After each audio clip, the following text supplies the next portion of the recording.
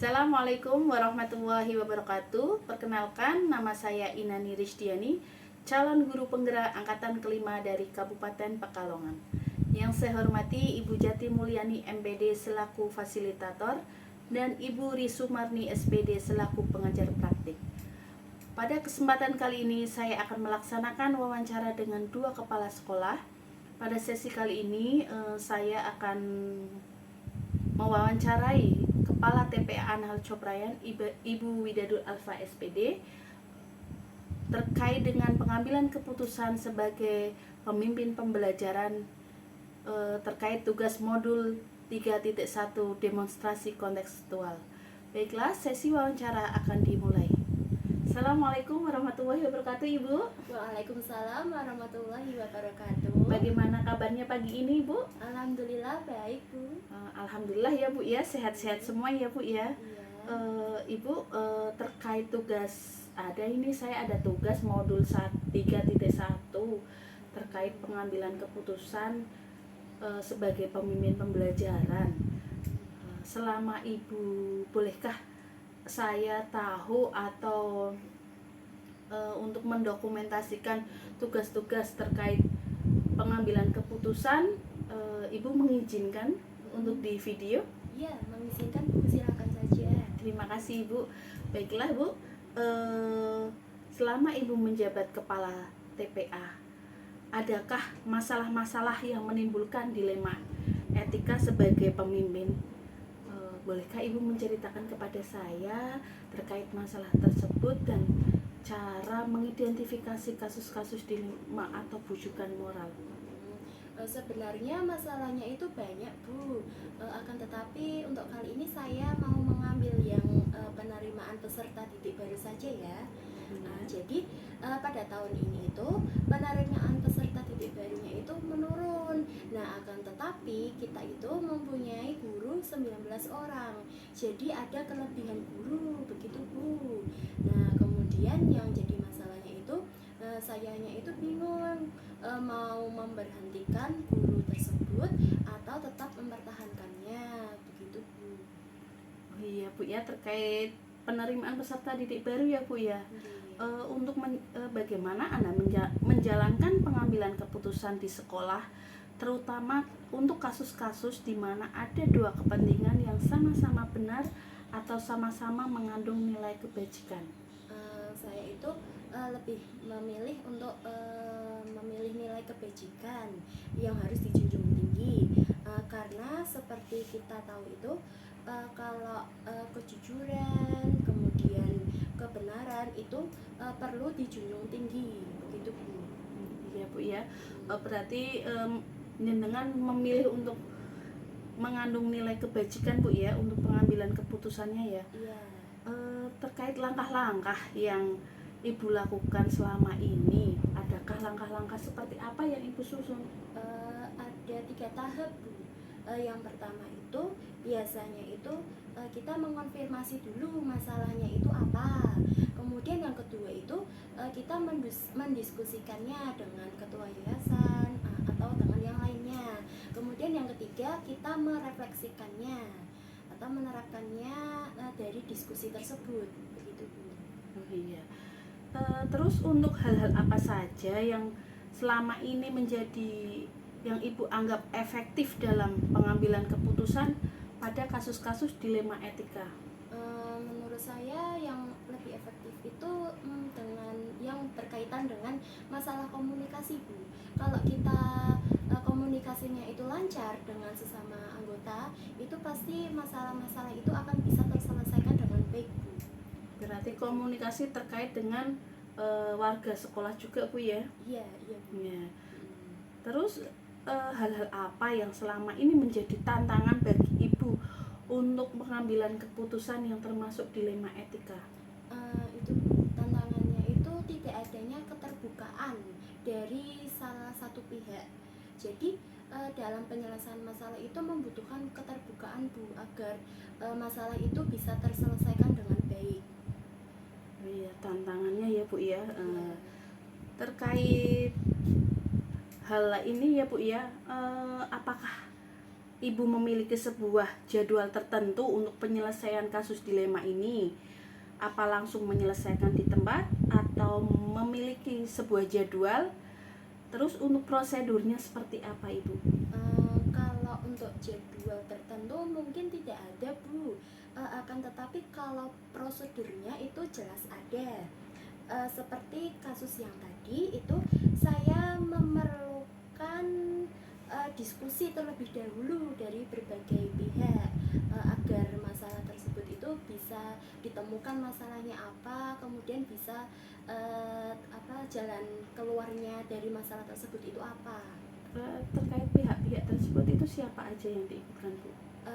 Ada ketua yayasan, terus juga kepala sekolah KP, kepala sekolah TK, kemudian juga guru-guru lain yang bisa mempunyai jalan keluar dari masalah tersebut. Ya, Bu ya. Iya. Terkait adakah seseorang atau faktor-faktor untuk mempermudah atau membantu Ibu dalam pengambilan keputusan kasus dilema etika ini? Iya, Bu, ada, yaitu ketua yayasan.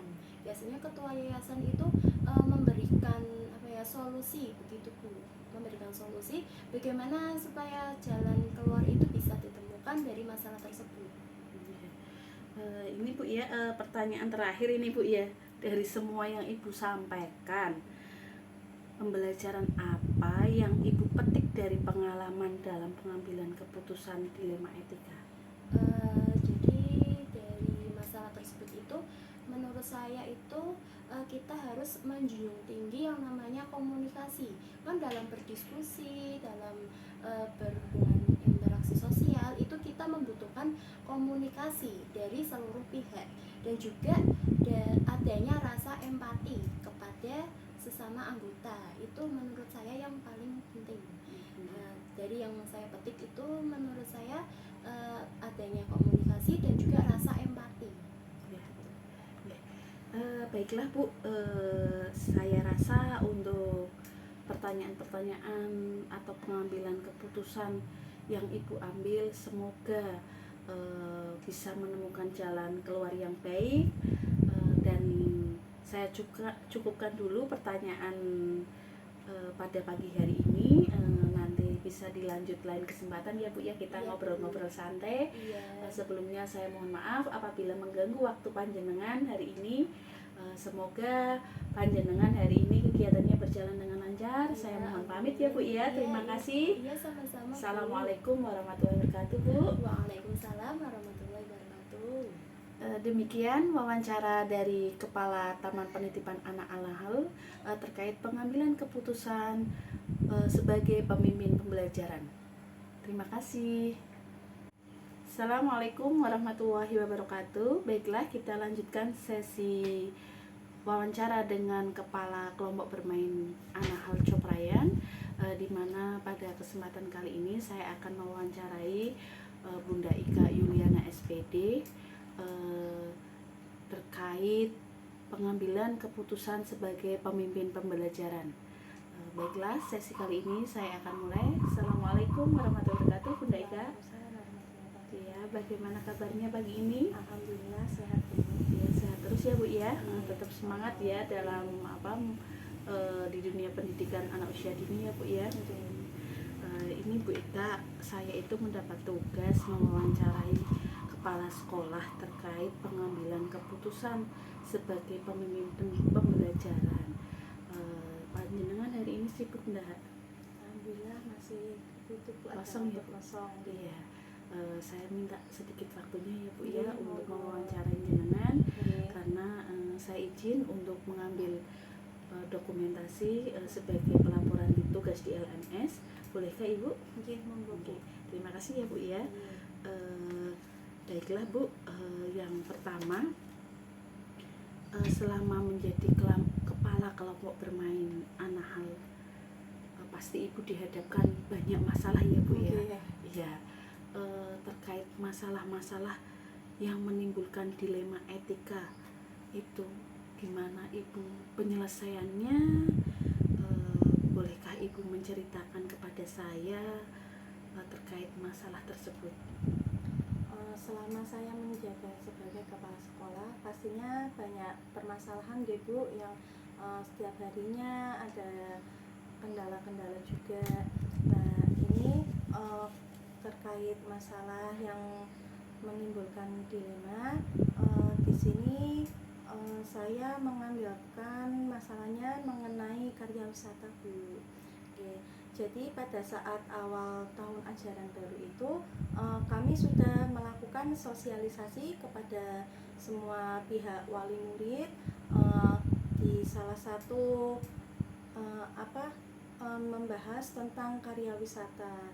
Nah, di mana biaya karya wisata itu diambilkan dari uang tabungan Bu. Jadi setiap satu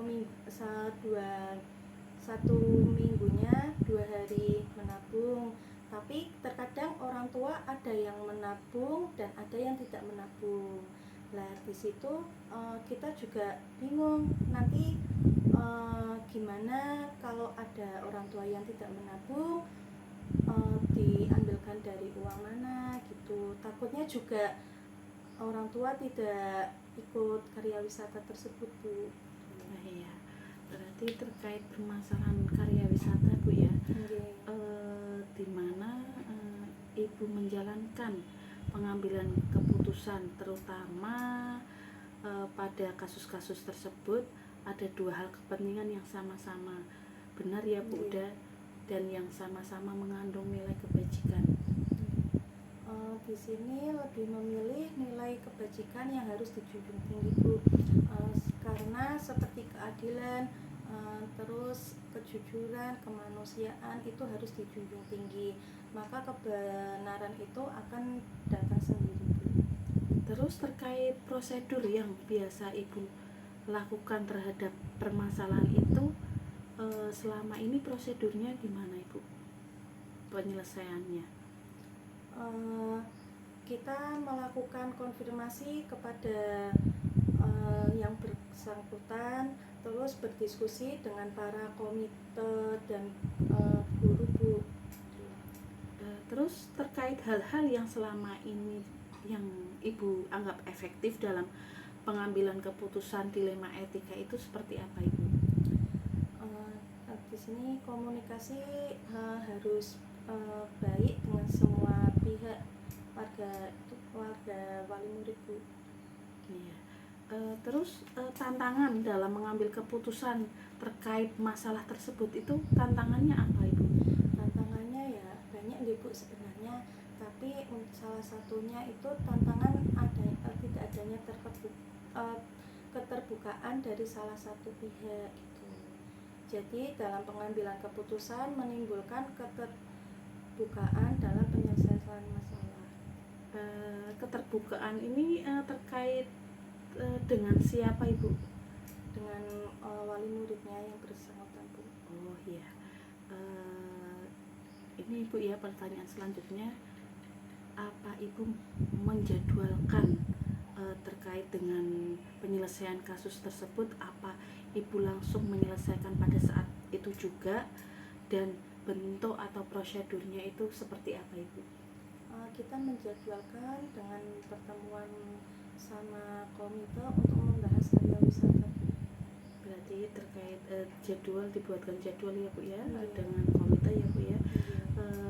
Terus adakah faktor-faktor yang mempengaruhi atau mempermudah Ibu dalam pengambilan keputusan kasus-kasus dilema etika ini? Ada Bu, contohnya kita rapat dengan komite untuk pengambilan keputusan terkait anak didik yang kurang mampu. Jadi sebisa mungkin anak didik tersebut bisa ikut karya wisata. Iya. Ini pertanyaan yang terakhir dari saya Bu. Hal-hal yang telah disampaikan, pembelajaran apa yang Ibu dapatkan dari pengalaman pengambilan keputusan dilema etika ini Bu? Untuk pembelajaran kita harus saling berkomunikasi baik dengan sesama wali murid dan mengembangkan rasa empati dan simpati sesama wali murid juga. Ya Bu, baiklah, kayaknya saya rasa cukup sekian dulu wawancara pagi hari ini. Mohon maaf apabila apabila saya mengganggu waktu panjenengan untuk mengajar ya Bu ya. Mengajar enggak Bu? Panjenengan masih kosong. Iya, oh masih kosong ya.